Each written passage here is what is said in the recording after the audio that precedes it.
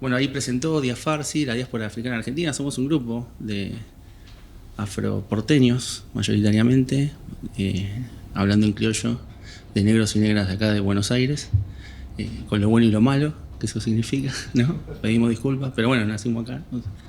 Eh, y nuestro trabajo suele tener así como en un país tan poco federal como es en Argentina, entonces todo lo que se hace en Buenos Aires tiene mayor magnitud generalmente. Así que suele confundirse generalmente nuestro trabajo como un trabajo representativo de la afroargentinidad. Pero en verdad nosotros somos la versión porteña de ese universo complejo y diverso que es lo afroargentino de la Quiaca Ushuaia. Hago esa aclaración porque para que no se me enojen mis paisanos y mis paisanas. Y desde hace unos años sí tenemos un grupo en donde hacemos dos grandes cosas. Primero nos juntamos entre negros y negras a darnos manija y decir que somos lindos, los mejores, qué sé yo, lo que hace cualquier grupo de personas, ¿no? O sea, no sé, les gusta bailar la tarantela, se juntan, bailan, no sé, a nosotros nos va por eso de que somos negros, negra, bla, bla, bla. Y qué significa y qué no significa, qué sé yo. Pero muy rápidamente, más allá de ese entusiasmo, una particularidad nuestra entendimos que al estilo de las feministas formadas con Simone de Beauvoir, si bien no fue nuestra inspiración, pero lo digo para generar cierta empatía con ese público, esta idea de que mujer no se nace sino que se hace, entendimos lo mismo en la versión negra desde el comienzo y entendíamos que era un proceso de formación, no bastaba con la experiencia familiar, sino que la idea de ser parte de una comunidad implicaba ciertos procesos de aprendizaje y de organización. Un poco es eso, Diafar, tenemos mucho trabajo hecho en torno a esto de formarnos, de estudiar. Nuestros primeros años fueron años de oscurantismo, ¿no? de mucha lectura, de mucho encierro, de mucha manija. Y después al poquito tiempo empezamos a salir y tenemos un desarrollo en el área de formación, ¿no? Damos muchos cursos, seminarios, conversatorios, talleres, cines, debates, un montón de actividades, la mayoría de entrada libre y gratuita en nuestra sede, la segunda sede, la primera sede con local a la calle, que es Espacio Malcolm, en el barrio de Villa Crespo, lo cual ya aprovecho y hago la invitación formal a que nos vengan a visitar, nos sigan en las redes, pero fundamentalmente las redes son una excusa para que estén atentos a lo que hacemos, pero es un local que está abierto de lunes a sábado de 10 a 8 para que nos encontremos físicamente. Entiendo que esto adquiere otro espíritu en época de pandemia, pero bueno, entendemos que eso de a poco lo iremos superando como lo venimos haciendo, así que bueno, la idea es que así funciona Espacio Marca, como un espacio de encuentro. Fundamentalmente en este ejercicio de formación, de aprendizaje, de forma comunitaria, colectiva y abierta a todos, a todas, a todos los que les interesa el rescate de la memoria activa de lo que es la comunidad afroargentina y el impacto de ese trabajo en este proyecto que compartimos, entiendo yo, las mayorías de quienes habitamos por acá, esto que llamamos Argentina. Y por otro lado, todo un trabajo que se vincula en términos actuales, se le dice lucha antirracista. No se decía así, pero es algo nuevo y ahora se le dice así. Eso que sería luchar contra el racismo en diversas formas. Bueno, el hecho de organizarnos, ¿no? Y esto de pretender tener un local donde el motivo por el cual nos juntamos es porque somos negros y negras, ya es un gesto de lucha, no porque entendamos que sea ontológicamente así, pero evidentemente en función del contexto en el que vivimos, con preguntas tales como ¿pero por qué se juntan? Si alguien es blanco puede venir, y ese tipo de preguntas nos anticipa de que es evidente que estamos irrumpiendo en un espacio de poder, un espacio político. Pero seguramente algo en la charla pretendería ser breve y me gustaría en la exposición para que nos quede espacio para preguntas o más bien intervenciones y reflexiones. Pero si hay preguntas, no, bienvenidas sean. Hecha esa presentación, vamos a lo nuestro. Agradecerle obviamente, además está decir, a la gente de la casa, el Malva, por la invitación a participar en el evento. Y yo tengo que ir ahora, téngame paciencia, a dónde está la presentación, que es acá. Bien. Bueno, Antropofagia Revisitada en clave afroargentina, en verdad, Antropofagia Revisitada es el nombre de la muestra en general, y ya lo anticipaba la compañera, tiene que ver con esta fecha calendario, que es el centenario de este acontecimiento en la ciudad de Sao Paulo, de la Semana del Arte Moderno en Sao Paulo, en Brasil, y en esa clave nos invitan a participar y a reflexionar 100 años después cómo lo vemos nosotros y hacemos esa interpretación geolocalizada, ¿no? Biogeolocalizada, ¿no? En clave afroargentina. ¿Cómo interpretamos nosotros qué significa que nos convoquen para charlar de este tema? Arranco con un gran paréntesis, ¿no? Buscando sobre decidiendo el recorte de lo que íbamos a hablar, me encontré en estos últimos días con muchas notas vinculadas a esto, porque bueno, es un acontecimiento de impacto internacional. Pero la mayoría se preguntaban, bueno, evidentemente que tanto esté sucediendo o que tanto se estén preguntando, habla de la vigencia de lo que significó ese hito. Es interesante esa interpretación, porque por ejemplo nosotros, si no nos hubiesen pintado el Malva, no hubiésemos dicho nada de este hito, porque no forma parte de nuestro calendario de acción antirracista. Lo cual también es interesante estar atento a eso, a quién le importa este hito y a quién no. Digo, vale la pena la invitación a que pensemos juntos, a nosotros nos invitan y decimos, bueno, vamos a dar nuestra opinión, quieren nuestra opinión, la vamos a dar. Pero uno lee en los grandes medios, ¿no? Porque tiene que ver con eso, uno lo googleaba y encontraba grandes medios internacionales, y aquello que se vende y parte de la crítica histórica a este hito tiene que ver con esto, con entender de que detrás de eso hay alguna lectura que plantea que es un acontecimiento político y propagandístico, es decir, bueno, esto le importaba a muchos, y algunos dicen, no, en verdad le importaba poco, pero dieron mucha manija. Y daba la sensación lo mismo, ¿no? Yo pensaba, digo, después que hagamos esta actividad, ¿cómo será leído? No, la comunidad de la diáspora africana en Argentina también le interesaba este tema, y la verdad como que nosotros muy agradecidos de venir a charlar, pero bueno, una reflexión que me surgió en torno a la invitación y a lo que me fui encontrando. Además está de decir que aparte en los apoyos de esta actividad está el gobierno de Brasil, ¿no? Acá dice la Embajada de Brasil, lo cual está claro a quienes también les interesa que este tema Hechas las aclaraciones, lo primero que tenemos que hacer es contexto, ¿qué es Brasil? Brasil es esto, Brasil es el último país del continente en abolir la esclavitud, prácticamente en el siglo XX, con las consecuencias de eso lo que significa. Para dar un ejemplo un poco más cercano en el tiempo, ¿no? y para ir haciendo la salvedad de que si bien los tiempos cambian, nosotros estamos convencidos de afuera de que algunas cosas prácticamente están intactas, ¿no? Esta sensación de decir que algo es típico de un pensamiento de una época y seguramente evita que ciertas personas duerman en posición fetal entendiendo que el mundo es malo e injusto. Nosotros entendemos que, bueno, hay algunas cosas que sí cambiaron y otras no tanto. En las cuestiones normativas entendemos que el avance en las perspectivas del derecho internacional, el avance en las leyes y en las normativas desde el punto de vista liberal, esta idea de todos somos iguales ante la ley, no hay diferencia de raza, de religión, de género, etcétera, etcétera, no nos da respuesta a determinados fenómenos estructurales, no sé cómo puede ser el femicidio, no sé, o sea, por más que haya leyes que cuestionan la desigualdad estructural desde el punto de vista de la perspectiva de género, sin embargo hay cuestiones arraigadas en términos estructurales, culturales, sociales, políticos, que hace ver o entender de que no alcanza con los cambios normativos, que no alcanza, ¿no? O sea, que no son necesarios, pero son necesarios, pero no definen la situación en sí mismo. Entonces ya de por sí no es un dato menor, ¿no? El proceso argentino no estuvo tan lejos, ¿no? O sea, el tango de Gardel diría que 20 años no es nada, o 28 en este caso. Argentina fue en 1860 que abolió la esclavitud con la entrada en vigencia de la Constitución Nacional que se sancionó en 1853, que entró en vigencia en todo el territorio nacional de aquel entonces. En 1860, cuando se anexan las provincias y la ciudad de Buenos Aires se anexan y conforman lo que después va a ser ese proceso de organización nacional que después va a terminar en la República Argentina, y eso va a ser en 1860, así que tampoco hay demasiado tiempo. Pero fundamentalmente esos cambios normativos no cambian la naturaleza de las relaciones sociales, ¿no? O sea, normativamente está claro que no es lo mismo ser esclavizado que no.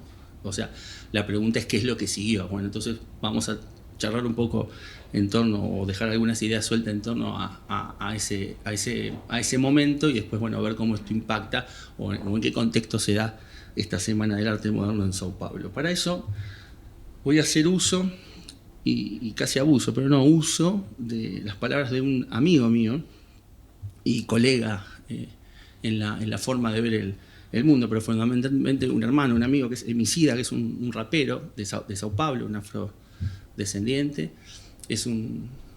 Técnicamente sería un raptivista, ¿no? O sea, rapea como los dioses, compone como los dioses, escribe como los dioses, pero todo al servicio de una causa política que es la lucha antirracista, ¿no? Es un excelente profesional, digo, juega con todas las reglas de la industria de la música, conoce muy bien cómo es ese universo, pero no hace arte para entretener, aunque es muy entretenido lo que hace, ¿no? Pero digo, el objetivo de lo que él hace tiene que ver con intentar hacer el aporte o ese acompañamiento que todo artista popular debería tener, si se aprecia como tal, de acompañar los procesos de cambio social, ¿no? Digo, no tiene que ver con los likes, ahora se miden esos términos, ¿no?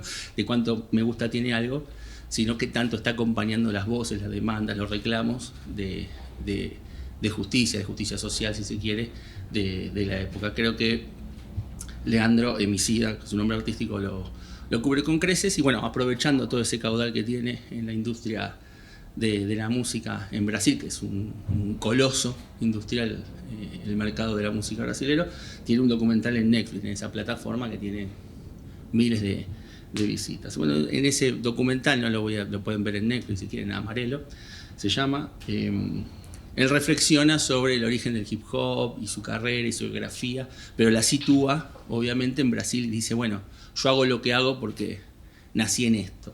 Y nos viene muy bien porque prácticamente habla del contexto y es de Sao Paulo, entonces nos vamos a encontrar con él. Valga la aclaración, este documental, Emicida hace un recital en el mismo teatro donde se hizo la semana de arte moderno en Sao Paulo, el teatro más importante de la ciudad, y lo hace con el sentido, retrata ese documental. Mucha gente dice, es la primera vez que entro a este teatro, un teatro como si fuese nuestro Teatro Colón, y bueno, con el mismo espíritu, ¿no? Se construye con el mismo espíritu, representa lo mismo,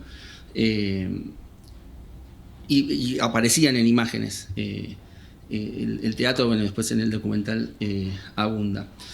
Acto seguido, teniendo ese contexto, ¿no? Ya decíamos, el último país, es el país con mayor población de origen africano por fuera del mundo, digamos. O sea, el primero es un país en el continente africano, que es Nigeria, con 190 millones de habitantes, y le sigue Brasil, donde los cálculos más austeros marcan que la mitad de la población es de origen afrodescendiente, o sea, hablando de alrededor o un poco más de 100 millones de personas. Entonces, es innegable la impronta de la cultura africana o afrobrasilera en todo el desarrollo de lo que es la brasilidad, ¿no? Ni siquiera si la música es, ¿no? ese espacio permitido, ¿no? Sino las letras, la filosofía, la política, todo está atravesado por eso. Y bueno, ahí también dejaba entrever, en ese material cortito está muy bueno, los límites estructurales, normativos al avance de esas millones de personas para garantizar el control de la otra sociedad esclavista,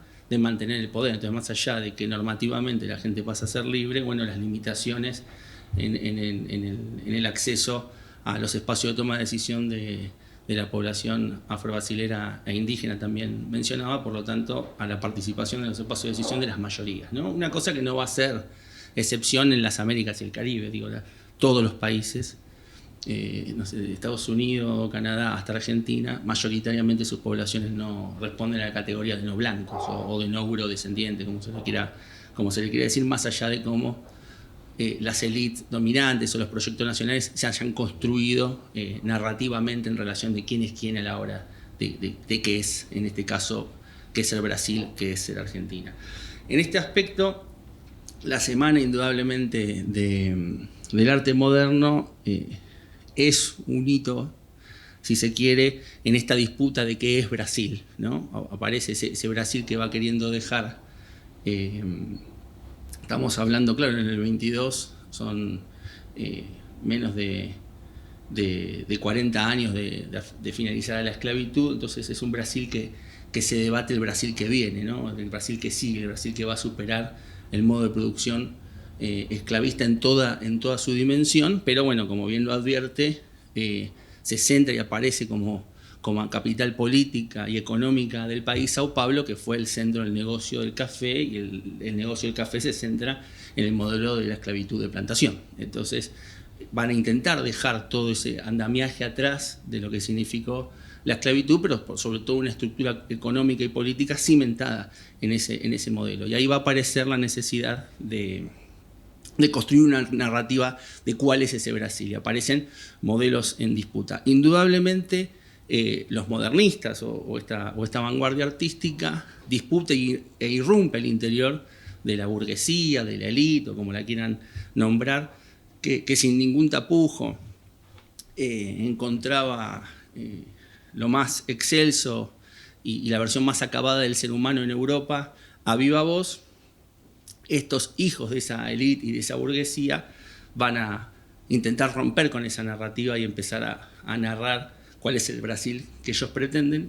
Y ahí también decía que hago uso y abuso de mi sida, porque también el documental, para marcar también lo que significó este año 1922, que es el año del centenario de la independencia de Brasil, que eso es muy importante, ¿no? Muy parecido cuando uno analiza 1910 en Argentina, ¿no? Que es la cima del modelo eurocéntrico en Argentina, esa que sitúa a Buenos Aires como la París sudamericana y ese tipo de narrativas. Ese año también es un año en el que se disputa, en ese aniversario de los 100 años de independencia, el modelo de lo que va a ser Brasil. Y también y hay una tesis que muestra acá Emicida, pero que es compartida por varias voces de otros Brasiles posibles, a las tensiones o los modelos en disputas que se dan en ese año.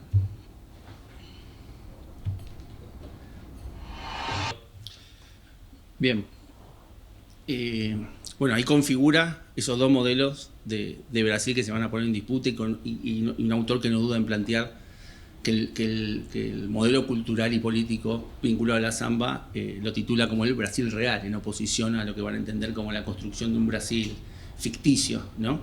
Independientemente de las voluntades, de los ánimos, de las intenciones de esta vanguardia artística de la Semana de Arte, que tiene vasos comunicantes, lo plantea uno de los propios autores en ese diálogo con Mario de Andrade, que junto con Silva mantienen diálogo por formar parte de la misma comunidad. Es importante entender que el contexto político en el que se da esta disputa es lo que después va a ser el modelo instaurado de lo que se conoce como la democracia racial, un modelo que propuso el avance de la caída del sistema esclavista y el proceso de la consolidación de los Estados-nación y después de las democracias en el siglo XX, tuvieron en su origen el conflicto de lo que se conocía como el problema del negro, ¿no? Esta idea, y sobre todo las economías vinculadas a los esquemas de producción económica de plantación, ¿no? Aquella que requirió la mayor cantidad de importación de personas de África, no importadas en calidad de personas, ¿no? Sino de bienes muebles, ¿no? De una pieza de trabajo hasta su muerte.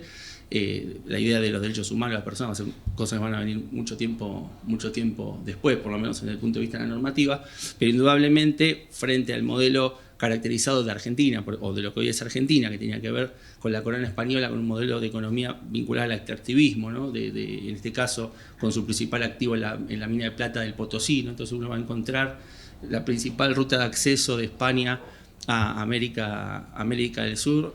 Si uno mira hoy el mapa, la costa atlántica, la mayoría del Atlántico de América del Sur es lo que hoy es Brasil. Entonces van a tener dos grandes puertos, el de Lima, que fue su principal virreinato, el del Alto Perú, y posteriormente el de Río de la Plata, y va a tener como principal ruta de acceso de la mano de obra esclavizada, y sería esa ruta hacia el norte de Buenos Aires o de Río de la Plata, hacia el actual Potosí, que recorre, en nuestro caso, las más antiguas y principales economías de la época, ¿no? Tucumán, Santiago del Estero, etcétera, donde está el grueso de la presencia afrodescendiente, afro-argentina. Pero indudablemente, en comparación, no solamente, insisto, porque Brasil es un país que siempre tuvo más población que lo que después va a ser Argentina, el modelo económico requería mayor, al igual que lo que fue principalmente el Caribe y el sur de los Estados Unidos, con los esquemas de plantación de algodón, de tabaco, de café, caucho, en el caso de Brasil. Y eso provocaba, a medida que se avanzaba, posterior a la Guerra de Secesión de Estados Unidos, ese momento de lo que va del 60 al 88 en Brasil, etcétera, bueno, resolver el conflicto del negro. Estados Unidos, sin ser demasiado, no hace falta ser un entendido en la temática, con haber visto películas, uno va a recordar el proceso de la segregación, esto de que había colectivos para blancos, colectivos para negros, varios para blancos, etc. Eso se conoce como el Jim Crow, es un proceso normativo que arranca a finales o 5 años después de finalizar la guerra de secesión y hasta avanzado más de la mitad del siglo XX, este modelo que sería conocido como iguales pero separados, ¿no? O sea, iguales en tanto derecho como personas, pero en lo político, los políticos de la población afroestadounidense restringido. El modelo argentino fue un modelo entendido como de asimilación forzosa, ¿no? Frente a la creación de esta categoría de la argentinidad que abraza todas las razas por igual, en lo que va a ser una conformación de un crisol de razas que va a dar como resultado el proceso eugenésico de que somos una mezcla de todas las razas y el resultado es blanco. En el caso de Brasil son los números los que no les va a permitir decir esto, porque claro, es tanta la gente que no tienen cómo barrer la alfombra a tanta cantidad de negros. Entonces, ¿qué es lo que construyen? El modelo de la democracia racial. La idea de que se puede coexistir en mayorías iguales, que no es cierto, la abrumadora mayoría es no blanca en Brasil, pero un conflicto que va a reducir las tensiones raciales y va a permitir una coexistencia pacífica en el proceso de construcción del Estado-Nación. Bueno, esa discusión es la discusión de esta semana, que cumple 100 años, ¿no? O sea, unos que van a decir, hay una vanguardia artística que está creando un modelo de Brasil, que es la samba, y ha sido exitoso. Uno no puede imaginar Brasil sin pensar en la samba, no hay forma. Como también es verdad que con todo el aparato de mecenazgo, propaganda y con el capital de la élite y la burguesía cafetera, la capacidad de instalar que Brasil es a vaporú, ¿no? Y eso también es cierto, es innegable, son imágenes que a uno inmediatamente lo remiten. Bueno, un poco lo que traía a colación este artista es cómo dialogó ese momento, pero bueno, indudablemente traer a colación de que eso es, más allá de un proceso artístico, es consecuencia de una disputa de poder. E indudablemente hay un bando que va llevando la delantera. Para eso les voy a compartir también un concepto que nos va a venir bien para entender, aunque el concepto va a hablar en un nivel del racismo interpersonal entre las personas, yo ahora lo vemos y lo analicemos más a un nivel sistémico.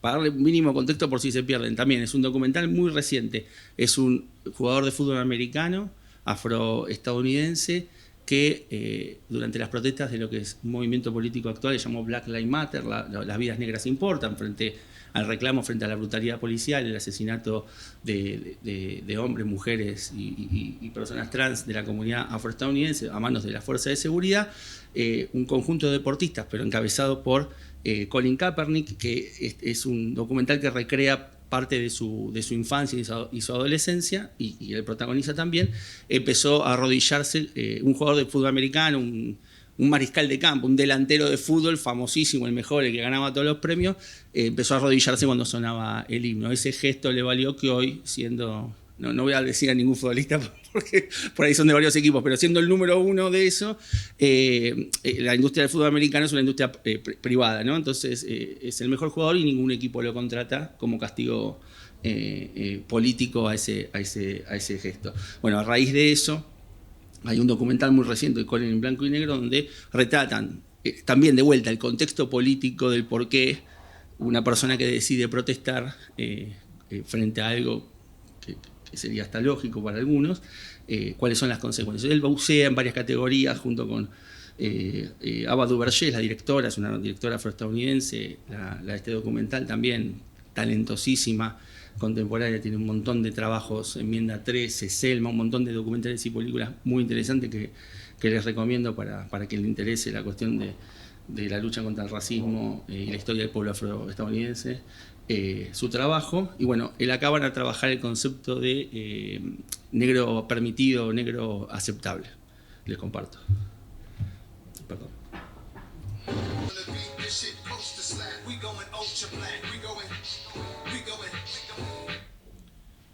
Bien.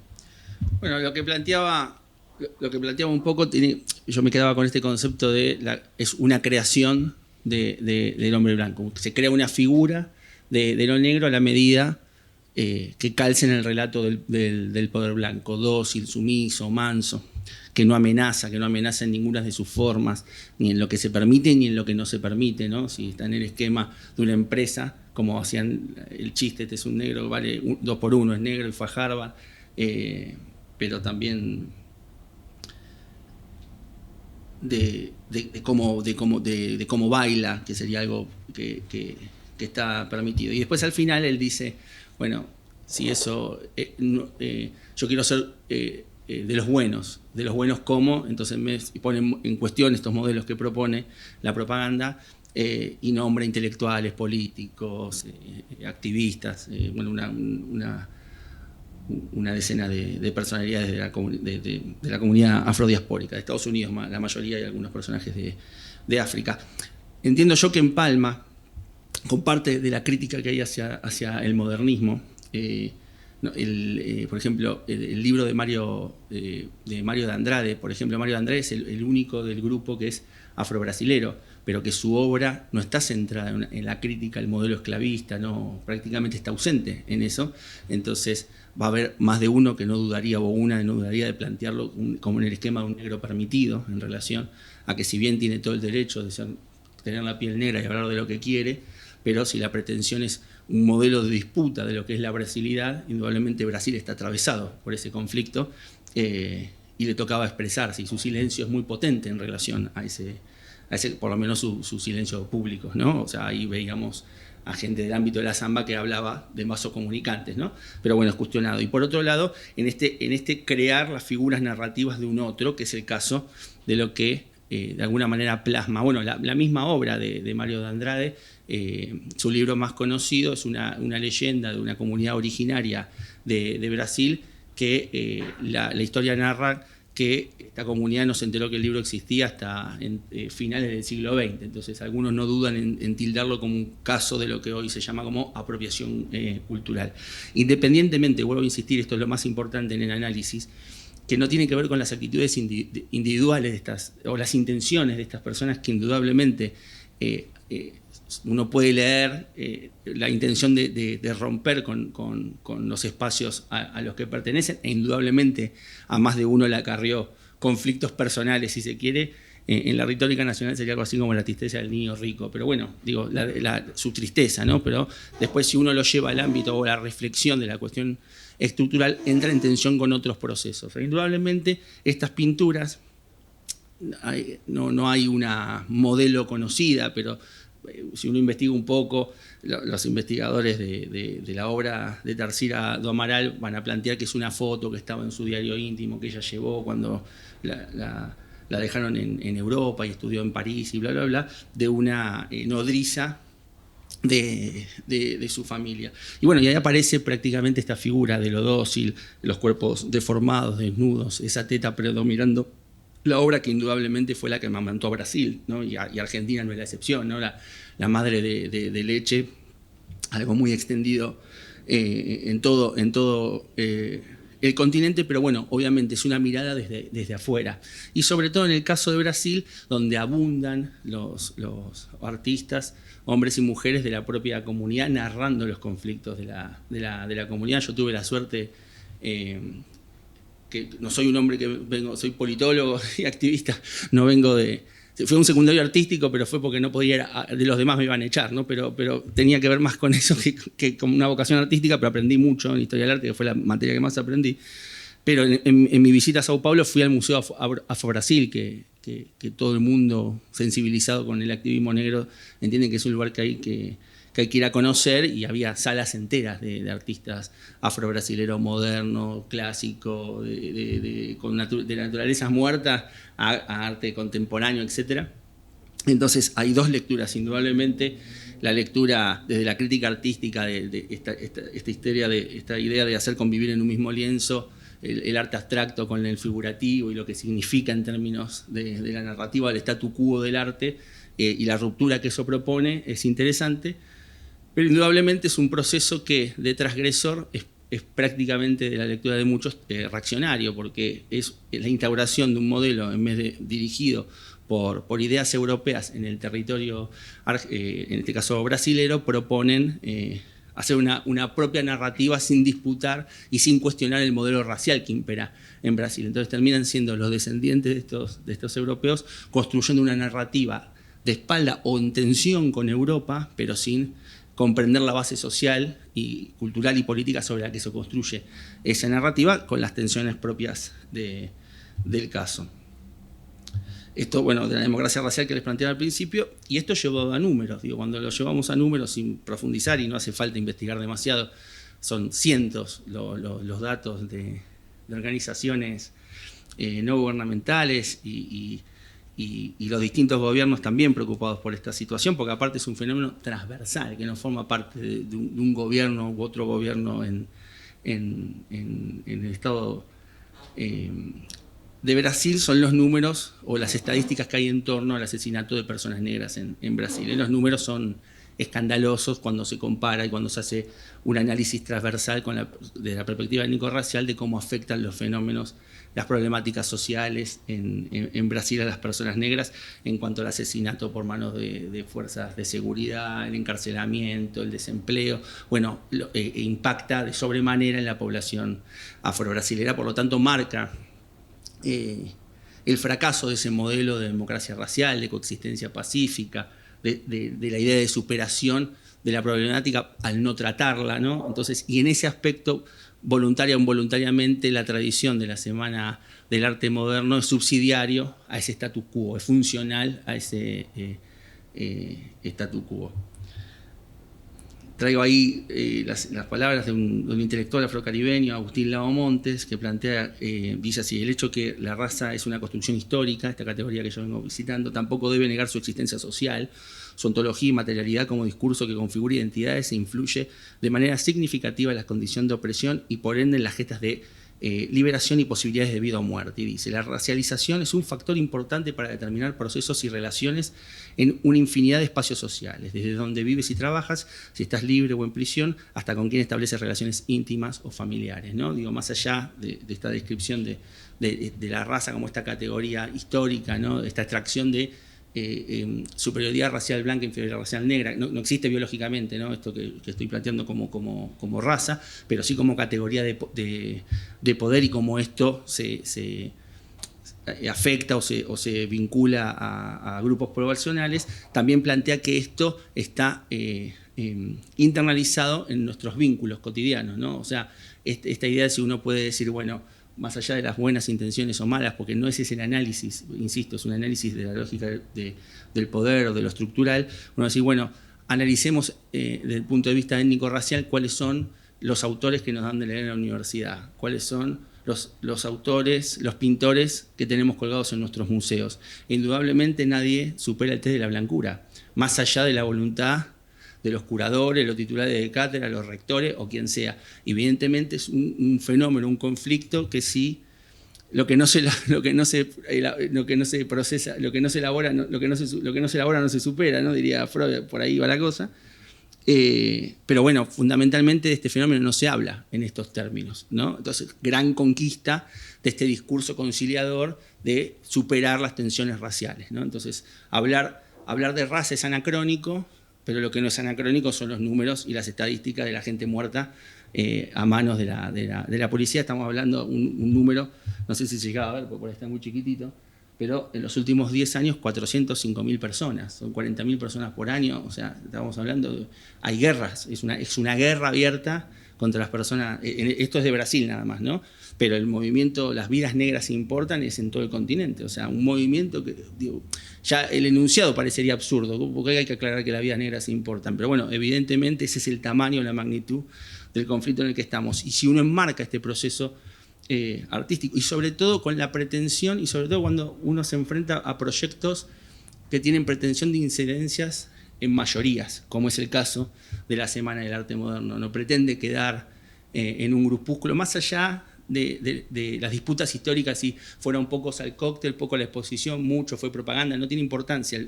El proyecto tiene la pretensión de irrumpir y cambiar una forma estructural con crear, en este caso, un nuevo Brasil que supere esas tensiones, pero evidentemente ese modelo no lo hubiese logrado. Para eso también tomo prestada la voz de Sueli Carneiro, que es una intelectual afro-brasilera, bueno, académica, feminista, etc. Y da un ejemplo también de la intersección entre raza, género, va a decir lo siguiente: el racismo establece la inferioridad social de los segmentos negros de la población en general, ¿no? Esta idea de que el racismo afecta principalmente a todos los negros, negras, negres. Y de las mujeres negras en particular, dice, operando además como factor divisionista de la lucha de las mujeres por los privilegios que se instituyen para las mujeres blancas. Desde esta perspectiva, la oposición de las mujeres negras contra la opresión de género y raza vienen diseñando nuevos contornos para la acción política feminista y antirracista, enriqueciendo tanto la discusión racial como la de género. Ahí, Sueli Carneiro va a hacer una intersección entre las luchas de género y las luchas contra el racismo. Es interesante esto que lo que ella marca, ¿no? Obviamente el racismo opera sobre toda la comunidad racializada y la inferioriza en su conjunto, entonces estamos hablando, en el caso de Brasil, como a la mayoría poblacional. Pero aparte, cuando uno lo intersecciona con la variable de género, las mujeres de esa comunidad se ven doblemente afectadas. Pero a su vez disputan dentro del esquema de avance de los derechos de las mujeres en general con las mujeres blancas que en el avance se apropian de esas banderas, ¿no? Uno puede, si hace una perspectiva superficial de lo que significa la obra de Amaral o de las mujeres que forman parte de los modernistas, uno podría ver avances en la participación de las mujeres, pero si uno lo intersecciona a la cuestión racial, las mujeres negras en ese proceso son las que posan mudas, anónimas, desnudas, con el cuerpo vulnerable. Entonces, digo, no hay grandes avances de las mujeres como tal. Digo, la necesidad de incorporar, la perspectiva racial para profundizar de mínima, entendiendo que el objetivo es el mismo, ¿no? Buscar sociedades más justas. Y bueno, rápido, lo aplico brevemente a la Argentina para darle contexto, porque también otra de las disputas es el desafío de dejar de hablar de América, que América Latina cruce la General Paz, sería, ¿no?, el chiste interno del racismo porteño, una ciudad que no se pretende racista, pero bueno, también hablar de Latinoamérica implica que haya un renglón de lo argentino. Bueno, interesantísima la exposición, que entiendo yo que van a tener la oportunidad que deben darse la oportunidad de conocerla, porque realmente es impactante, o por lo menos a mí me pasó, ¿no? Eso, tengo que ser sincero, ¿no? Cuando son todas figuritas muy famosas y son de verdad, entonces uno llega y dice, lo tenemos acá, es como impactante. Más allá de que uno después, frente a ellos, le permita reflexionar, y enhorabuena, para eso entiendo yo que existen estos espacios. Y lo que hay es una ausencia. Una semana se habla de negritud, más allá de un hito de Brasil, la afroargentinidad no está retratada ni por un pintor blanco, ¿no? O sea, mientras que yo puedo decir, yo o varios adhieren a esta teoría, bueno, son blancos pintando negros, ¿no? O sea, y los pocos negros que participan no necesariamente alzan su voz contra el racismo. En este caso no hay ni pintores argentinos ni negros afroargentinos retratados. Entonces también, que es otro desafío, ¿no?, para seguir construyendo, si se quiere, esta retórica de lo latino, extendiendo estos modelos en disputa de lo que es los Brasiles, las Argentinas, bueno, las Latinoaméricas que se construyen, ¿no? También entendiendo que ahí hay tela para cortar. En el caso de Argentina, la variable de negro yo lo estuve utilizando constantemente. En Argentina entiendo, y yo sé que entendemos, que es más amplio que simplemente que lo afro-argentino, ¿no? Negro es una palabra muy utilizada en nuestra cotidianeidad, y me atrevería a decir prácticamente negro de mierda como el insulto más popular entre nosotros, coexistiendo con una narrativa que dice que en Argentina no hay negros, ¿no? O sea, al mismo tiempo. De ahí que viene el famoso, no, yo no dije negro de negro, sino que negro de mente, negro de adentro, negro, no sé, negro de muchos lados. Entonces, bueno, entender que ese negro que aparece como insulto tiene sus raíces hundidas en la profundidad de esta historia, ¿no?, de las identidades coloniales, lo negro, lo indio y lo blanco, como lo planteó la colonia, ¿no?, como abstracciones, como construcciones del poder, pero que indudablemente encallan en hombres y mujeres, que en Argentina no son la excepción. Vuelvo a repetir, nuestro país, nuestra sociedad es multicultural, pero mayoritariamente no blanca, al igual que el resto de América Latina. La disputa está puesta justamente en eso, en rescatar que esas procedencias estéticas o fenotípicas tienen detrás identidades, ¿no? O sea, uno piensa en cuestiones como Cabecita Negra, ¿no? O construcciones posmodernas como Cabecita Negra, o ahora se dice villero, entonces como si fuesen identidades. Y en verdad, villero no es una identidad, villero es una circunstancia, o sea, vos vivís en una villa y sos villero. Entonces, en verdad, y vos vivís en una villa porque sos pobre, pero vos sos pobre no porque naciste pobre, sino porque naciste negro. El esquema colonial indicó que los negros eran esclavizados, los indios servidumbre y los blancos de pequeño propietario a gran latifundista. Entonces, no es que existe la pobreza estructural en Argentina, ¿no? Una familia rubia de ojos celeste va a vivir en una villa y después de 4 generaciones se volvió negra, sino que es al revés. Lo que hay es racismo estructural que hace que esos conjuntos poblacionales que son descendientes de los esclavizados sigan estando en los mismos estratos sociales, ¿no? La idea de que cuando en Argentina aumenta la pobreza o aumenta quienes no comen, no es que circunstancialmente a veces comen lo colorado, a veces comen lo rubio, a veces comen los negros, sino que en líneas generales afecta al mismo grupo poblacional, ¿no? Pero esto, insisto, más allá... Este juego es difícil a veces de entender porque dice, pero más allá de la piel, bueno, indudablemente, porque tiene que ver con una narrativa. Un ejemplo de cómo esto impacta en Argentina para mostrar que esto es un proyecto transversal, el censo de 1869, que es el primer censo de la era moderna, durante la presidencia de Sarmiento, que fue un hombre que escribió muchísimo sobre estos temas, fue un adelantado, uno de los principales voceros del racismo biológico en la Argentina.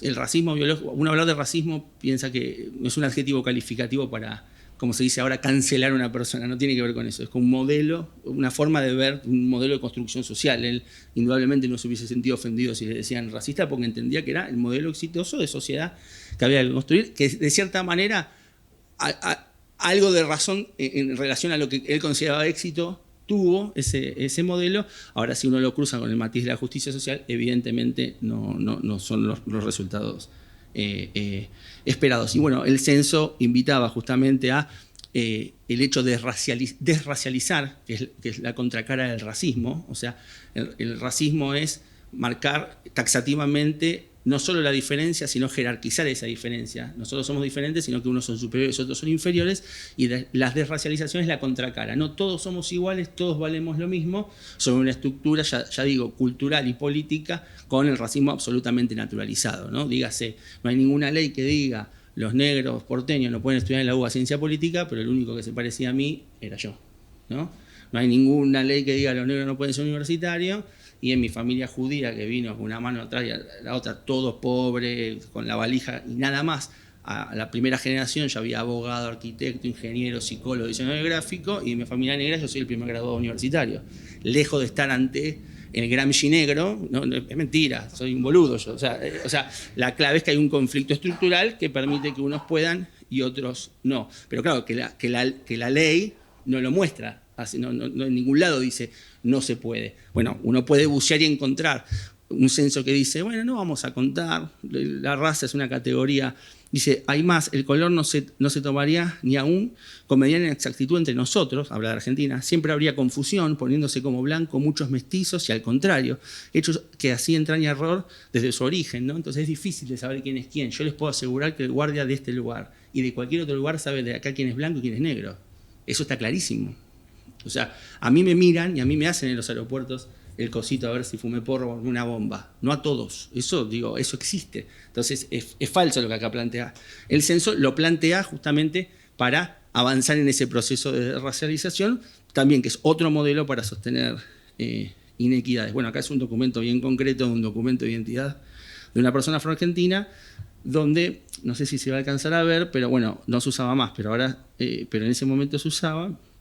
Dice el cutis de color blanco, ¿no? Y la señora, bueno, es afroargentina. Entonces también el proceso de blanqueamiento estadístico que lleva a la construcción y al sostenimiento de la narrativa, en nuestro caso, de la desaparición, ¿no? Frente, obviamente, al número, si uno comparativamente entre el número de la población afrobrasilera o la población afroargentina, obviamente hay más afrobrasileros que afroargentinos. Pero les doy otro número. Si uno compara la población afroargentina con la afro-uruguaya, ¿no? Uno va a decir, en Uruguay, obvio, sí, que el candombe, hay negro. No hace falta ser estudioso, o sea, es lo que la gente sabe sin demasiado rigor. Ahora, los números de la comunidad afroargentina indican que somos el 5% de la población. Entonces, somos más de 2,5 millones de afroargentinos. Y en Brasil y en Uruguay son 3 millones de uruguayos. ¿no? De afro-uruguayos. O sea, prácticamente hay más afroargentinos que uruguayos en Uruguay. Sin embargo, uno piensa, ¿no? Tiene que ver cómo los modelos y las élites construyen. Uruguay se presenta como el país que primero se divorcia, que primero fuma porro y que trata mejor a los negros. Pregúntenle a los negros de Uruguay cómo los trata el modelo uruguayo racial y seguramente esa no sea la versión. Pero digo, para mantener estos vasos comunicantes, entender que esto es un proyecto regional o proyectos en disputa, ¿no? Distintos modelos en disputa en la región. Estoy muy nervioso. Y un mínimo ejemplo de esto que yo planteaba, de la naturalización del racismo en la Argentina, al punto tal de que no se ve, ¿no? Lo que en otro contexto sería escándalo, condenación, expulsión, pérdida de trabajo, ostracismo, no sé, digo, tu vida fracasó. En Argentina no solo no es eso, sino que es premiación. En el caso vamos a ver bueno, un hijo de la burguesía porteña, un hombre de sociedad como fue Fernando Peña, que tiene una de las radios más prestigiosas, FM, tiene un estudio con su nombre, una persona posterior a esto que les voy a mostrar. Pero bueno, evidentemente un suceso poco difundido, pero sí difundía la contracara de este proceso. Él se peleó con Luis Delía, que es un dirigente social, que es peronista, que es de La Matanza, y que por esto que va a pasar ahora, que denunció, que la mayoría de la gente no conoce, fue que Delía se le saltó la cadena y le dijo odio a la puta oligarquía, no sé, y enloqueció Delía. Pero eso lo conocemos todo, porque lo pasaron 7000 veces. Pero bueno, por ahí no conozcan, y si no conocen, ahora les voy a mostrar por qué a Delía le saltó la términa. Porque no vengo ni como Delía dirigente social, ni profe, ni... Vengo como el papá de Pablo Delía, al cual, bueno, es mi hijo mayor, de 24 años. 24. Un pibe que labura, estudia, un pibe que no se mete para nada en la vida política y social del viejo, al cual una vez el señor le dijo que era un negro de mierda, un descerebrado, y eso me llenó de indignación. Por eso lo que sucedió el 25 de marzo aquel tuvo cero espontaneidad. Lo estuve esperando al señor, ¿no? Yo nunca entendí ese diálogo, pero contame qué es lo que él dice de lo del hijo. Yo llamé al hijo al día siguiente porque a mí me pareció una barbaridad lo que había dicho, lo que había hecho él de haber pegado, ¿no? La gente de la Plaza de Mayo. Quiero aclarar que nosotros tenemos separadores en el programa que dicen nota de color. Y yo dije... Claro, eso es lo que yo creo que pasó, no es que vos quisiste decirle negro a él, sino que... No, en algún momento le dije sí, que era un descerebrado, no podía unir dos palabras, y eso lo diría hasta de mi hijo.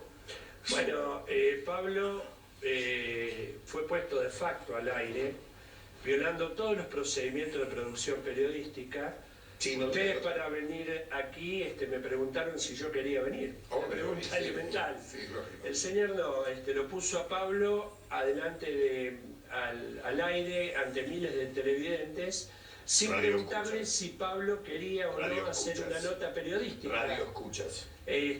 Así que bueno, lamentablemente se vio de facto de manera autoritaria e irresponsable al aire. Digo, más allá de lo personal, que me parece importante, pero que en el fondo es personal.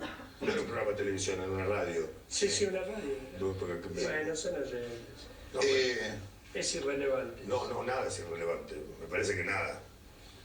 Más allá de lo personal, que de última es personal, a mí, uno de los motivos por los cuales yo dije, llamemos a Delía. Yo no tengo nada personal, perdón, No, pero él sí, evidentemente, porque le molesta lo del hijo, ¿no?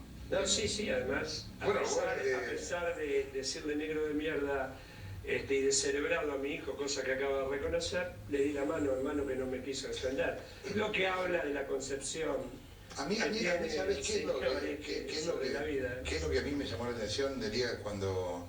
Y ayer volvimos a pasar un cachito del audio aquel, que vos en un momento te sacaste, y que daba la sensación de que lo que vos le decías, vos realmente lo sentís, aunque no sea, a ver, ninguno de los dos son tipos políticamente correctos, no me importa que lo sean, y a mí sinceramente me parece bueno que no lo sean. Además hay una cosa que yo quiero decir, o sea, yo tengo sobrinos negros, mulatos, mi hermano está casado con una negra africana, está muy bien. Si yo le dije negro, mierda, no, Juro que no lo recuerdo. Ahora sí se lo dije y lo reafirmo. Es una expresión argentina cotidiana que uno le dice a alguien que no puede unir dos palabras. Me parece mucho peor que tu hijo no puede unir dos palabras que decirle negro de mierda. Ahora, perdón, yo no lo quiero tutear. Usted también le dice a la clase hija de puta, oligarcas de mierda, soretes. Y bueno, entonces, ¿cuál es? ¿Está que el huerto? Bueno, tenemos una historia de avanzamos en algo mucho más serio. Bien. Lo interesante es que planteo esto. Es muy conocido lo que dijo Delía y muy probable lo que dijo Delía, pero el otro le dijo negro de mierda. Y dice, sí le dije y lo reafirmo. Y es más, sí lo reafirmo. Es alguien que no puede unir dos palabras. ¿Qué problema hay? Claro, ese es el problema. ¿Qué problema hay?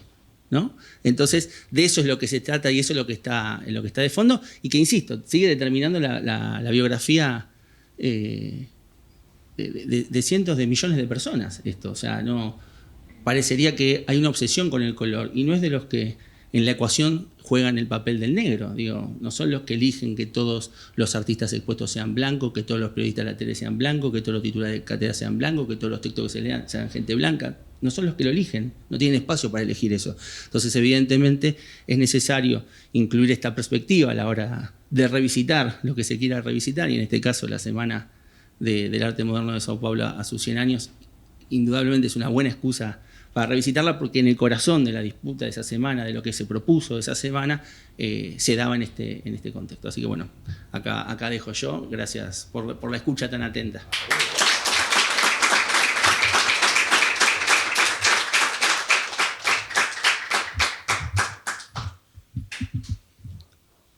¿Cómo ves el proceso en Argentina? ¿Cómo pensás que se va a empezar a vivir a partir, bueno, de quizás este goteo de informativo internacional que, bueno, evidentemente permeó y evidentemente hace que, bueno, estés acá, por suerte, para que podamos escuchar y aprender también, ¿no?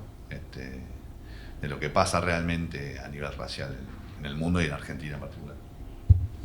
Sí, yo creo, seguramente, el 25 de mayo del 2020 asesinaron a George Floyd en Estados Unidos. Seguramente sepan de qué estoy hablando. Eso marca el hito que significa, ¿no? O sea, te estoy nombrando un afroestadounidense que mandó un policía blanco. Ni el primero ni el último. Pero sabemos el nombre. ¿Qué pasó? Nos llegó a todos, a mí prácticamente a los 15 minutos del asesinato. Una velocidad, fue prácticamente lo asesinaron en vivo, de una forma brutal, como todos esos asesinatos, en un momento en el que las pantallas del globo entero hablaban solamente de los contagios, ¿no? Entonces irrumpe eso, rompiendo la monotonía, bueno, el monopolio de la información de la pandemia del COVID, bien hecho, digo, no estoy cuestionando eso, o sería motivo de otra charla, si se quiere. Y eso me parece que elevó los niveles de conciencia frente a este flagelo, entendiendo esta dimensión estructural, que no era algo muy extendido más allá de los círculos activistas, ¿no? Como que se entendió. Acá fue una reacción, bueno, ocupó la tele, los diarios, como nunca se hablaba del racismo en la Argentina, pero fue inmediata la reacción, tímida al principio, pero después con un poco más de fuerza, de entender. A mí me contactaron y dije algo que lo digo siempre, pero en ese momento lo dije y tuvo mayor repercusión. Hace falta que maten a un negro en Estados Unidos para hablar de racismo en Argentina, como si no matasen negro todos los días. Si las estadísticas de violencia institucional, represión estatal, o como le tengan ganas de llamar en la Argentina, ¿no? O sea, si uno mira a Lucas González, que fue el futbolista profesional que mató a la Policía Metropolitana hace poco, o el asesinato de Fernando Báez Sosa, a manos de chicos que lo mataron a patadas como un perro, diciendo negro de mierda te vamos a matar. En otro momento eso no se hubiese entendido como una cuestión racial, y tímidamente eso se va avanzando, y claramente tiene que ver con el norte global. Impactó muy fuerte la cuestión de la lucha antirracista sistémica, y eso también decantó en otras latitudes con fue un parteaguas propio, y en la tradición también de lucha contra el racismo en los propios Estados Unidos, que uno asumiría cualquiera que hay una gran tradición de lucha, porque el movimiento negro es un movimiento muy, muy grande, muy organizado, comparativamente con otros lugares, y uno imaginaría que la tensión racial en los Estados Unidos es algo más abierto que en otros lugares, o como en el caso de Argentina, ¿no? Que prácticamente uno entendería que el problema en Argentina es entre ricos y pobres, por decirlo de alguna manera, como que las tensiones raciales no forman parte de nuestra realidad cotidiana. Y ese hecho hay una activista, una intelectual afroestadounidense llamada Angela Davis, muy, muy conocida, y ella planteó, a los pocos días, da una entrevista de la asesinato de George Floyd, y dice que ella no imaginaba ver los niveles de conciencia antirracista que se estaban viendo en Estados Unidos, que entonces realmente fue un antes y un después. Y es verdad, también nosotros venimos detectando como activistas, estamos siendo contactados por sectores que nunca hablaban de este tema. Fundamentalmente el mundo corporativo de capitales del norte global están muy preocupados por las políticas de diversidad, que no necesariamente sé si son políticas de antirracistas, pero esto de, mirá, bueno, yo soy la gerenta regional por diversidad de tal compañía y nos dimos cuenta que tenemos en Argentina un plantel de 600 personas y la única persona negra es una mujer brasilera de 600, ¿no? Entonces, ¿qué hacemos ahora? Entonces, quieren hacer como casting de gente oscura, no sé, o sea, es más complejo que eso, pero indudablemente es un tema que apareció en agenda y que permite empezar a quebrar silencios y bueno, aquello que siempre lo intuyeron y pensaban que estaban equivocados, hoy por lo menos tienen la ventaja de no dudar más, que esto es un problema. Pero nosotros en Argentina nos podemos recostar muy fuertemente en el avance del movimiento de mujeres. O sea, hasta hace poco era absolutamente natural de que los legisladores eran todos varones. Más bueno, más malo, no sé, según... Pero la lógica es que cuando se discutía lo importante, tenían que ser varones, ¿no? Y funcionó, bueno, cuando volvió la democracia se hizo una ley cuestionada por ciertos sectores del feminismo, ¿no? Cuando la llamada ley de cupo, ¿no? Que planteaba un piso del 30% de representación de mujeres en el esquema de representación política, ¿no? Que funcionó durante 30 años como techo, ¿no? Y aparte en lugares poco expectantes, no sé qué historia. Bueno, producto de esa desigualdad o de esa forma maniada de llevar adelante esa norma, un ejemplo de que la norma no necesariamente cambia la dinámica política, cultural, social de los acontecimientos, fue necesario avanzar en una ley de paridad de género representativo. Ahora yo me animo también a ponerle la cuota de la cuestión racial.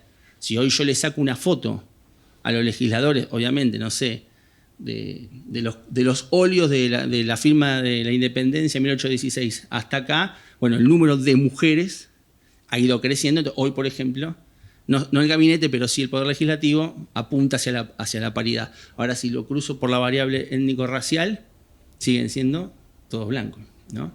No avanzan las mujeres que son las hijas de, la esposa de, la prima de, ¿no? Entonces ahí hay como algo que también, ¿no? Y que lo racial en Argentina destraba la cuestión de clase, ¿no? Antes no en la Argentina, en todo el modelo colonial que se dio, y que Argentina no es la excepción, pero bueno, insisto, que acá se ve con mayor facilidad el hecho de, bueno, ¿quiénes son los políticos? Diría, mi punto de coincidencia con Milei, ¿no? Que serían como una casta, no son los sectores de la clase media alta, los empresarios, ya digo, más bueno, menos bueno, más progre, no importa, no viene al caso de este análisis, su perspectiva político-ideológica, pero sí tienen una coincidencia de clase que impacta estéticamente en una coincidencia racial, pero bueno, en Argentina no se la discute de esa manera, y entiendo yo que, bueno, justamente de una fecha, de un punto a la fecha, bueno, se viene avanzando, por lo menos.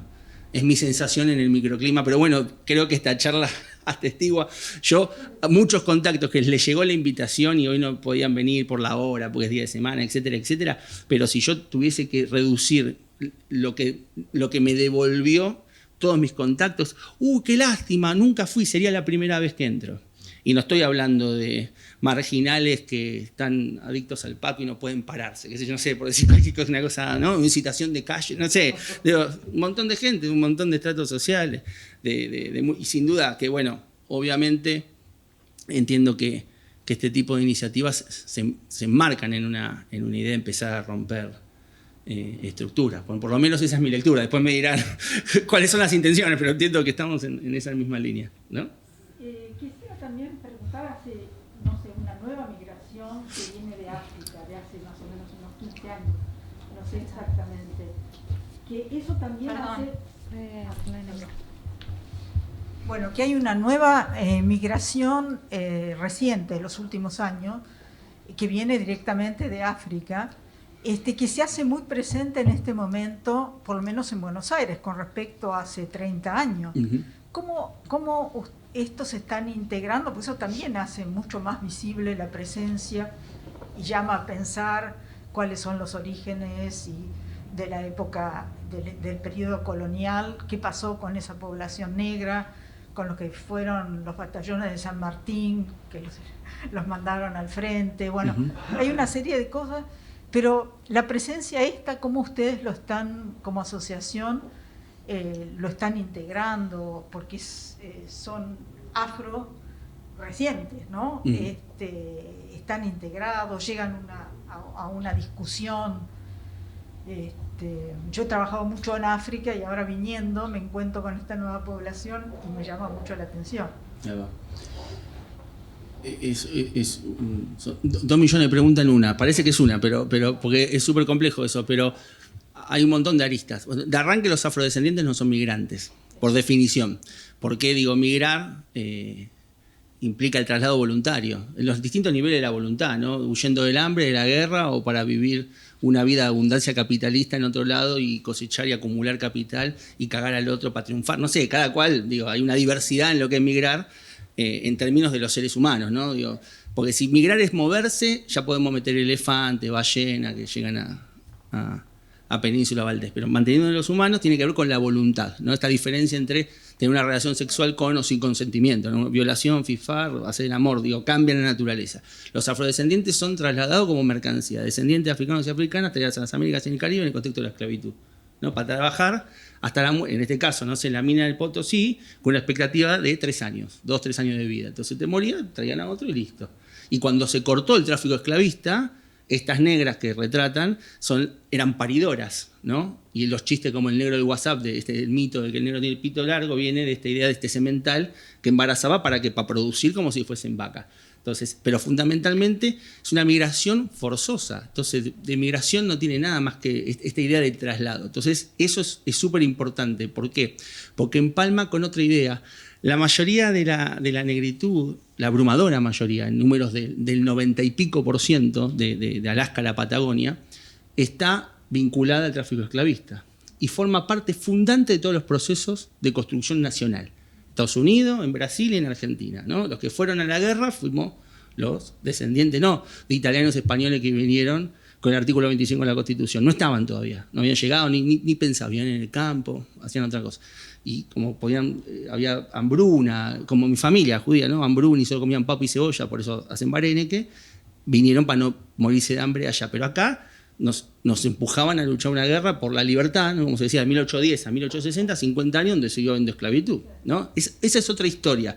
Y aparte, y una parte fundamental aparte, Argentina no existe sin ese aporte, ¿no? Si yo me voy a Nueva York y pongo un restaurante de comida argentina, doy achuras, que es una cosa que inventamos los afroargentinos. Aporte cultural son los italianos que vienen a vivir acá. ¿No? Yo no sé, los 29 como ñoquis. No tengo ningún pariente italiano. Entonces, pero como ñoqui le pongo un billete abajo, qué sé yo, porque en mi casa se hacía, y como los ñoquis. Pero claro, eso es un aporte cultural de la comunidad italiana que vino a Buenos Aires y comemos ñoquis, digamos. ¿No? Pero Argentina no se puede pensar sin lo afroargentino. Y viceversa. Lo afroargentino no existe por fuera del proyecto nacional. Tiene sentido y se consuma dentro del proyecto nacional. En ese universo, en el nuestro, en el que Argentina, como Estado, su principal mito fundante es decir que somos los más blancos de todos. Ese es el mambo nuestro, de este proyecto, de la élite, digamos, de la generación del 37, Sarmiento, Alberti, Joaquín P. González, no sé, los que tengan ganas de nombrar.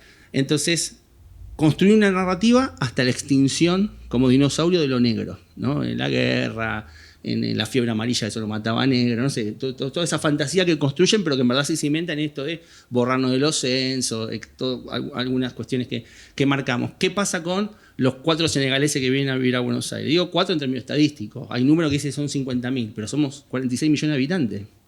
Entonces, ¿cómo vamos a hablar de 50.000 personas? Digo, la incidencia estadística es del 0,0,0,0,01. Pero ¿qué pasa? Claro, son negros como el carbón.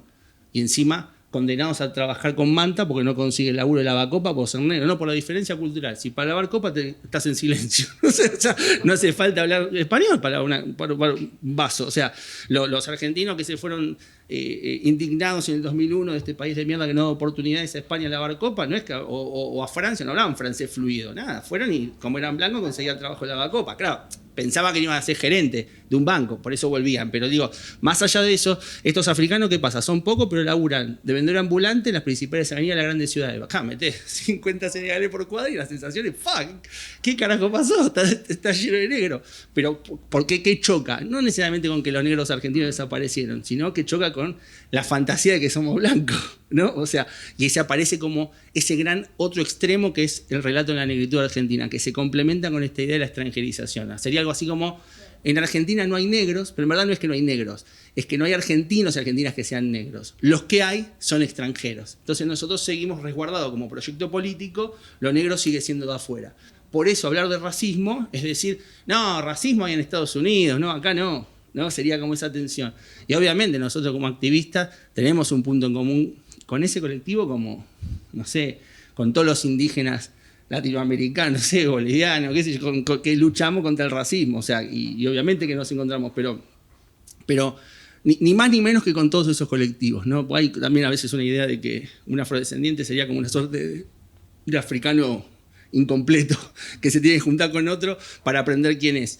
Por ahí eso es un mambo que uno proyecta, ¿no? Los descendientes italianos les gusta ir a Italia para completarse, pero no necesariamente sé si es la fantasía afro-argentina, pero obvio que hay diálogo, porque bueno, nos encontramos con una agenda de trabajo, de organización y de lucha, que es esto de la lucha antirracista, en común. Y está claro, y en las migraciones, por más que sean pequeñas, pero son muy interesantes esas migraciones en particular del África subsahariana, porque la mayoría son tenían clase media en África.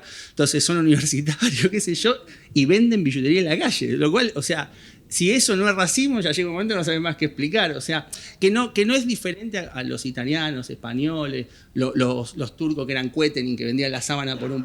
Digo, todos los migrantes en alguna instancia pasaron por la misma estructura, pero las migraciones modernas tienen como un espacio de inserción, de nichos, de mercados, y es más difícil, y la cuestión racial ahí juega un rol preponderante, y ahí obviamente que nos encontramos y construimos redes en conjunto, sí.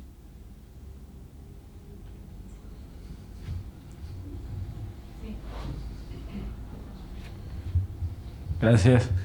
Bueno, ahí la estadística, ¿no? Sirve para todo un poco las estadísticas.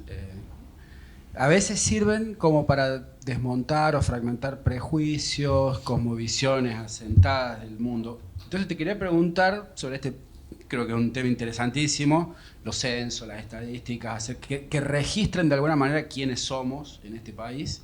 Vos recién tiraste un número, un porcentaje, dijiste 5%, de la que compone la comunidad afro-argentina, 5% de la población actual. Bueno, te quería preguntar sobre ese número, cómo se construye eso en términos de estadística, y además una reflexión acerca de que, bueno, no parecería, saliendo a la calle, recorriendo Argentina, su interior, que solamente el 5% de las personas sean, digamos así, no blancas, o de alguna manera daría la impresión de que, descontando de ese número o agregándole población autóctona, originaria, aborigen, y las personas migrantes porque se desplazaron, parecería como que, bueno, cerca del 80% de la población argentina es blanca.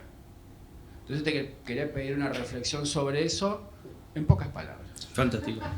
Y lo puedo hacer, Ese número del 5%, que es un número muy austero, ¿no? Pero es como un número que hay un mínimo consenso entre el activismo, ¿no? El activismo que dice, bueno, arranquemos con el 5, sería como el espíritu. Eso surge de una prueba piloto censal que se hace en el 2005-2006, final de 2005, principio del 2006, el INDEC, la Universidad de Febrero y el Banco Mundial pone la plata, ¿no? Entonces hace lo que va a ser el estudio preliminar para lo que después fue el censo del 2010, que se incluyó la variable afrodescendiente de autopercepción de la población en los hogares, ¿no? Tuvo toda una polémica desde el punto de vista de que también estuvo no aplicada y el número fue mucho más bajo. Pero ese estudio preliminar dio ese resultado, ¿no?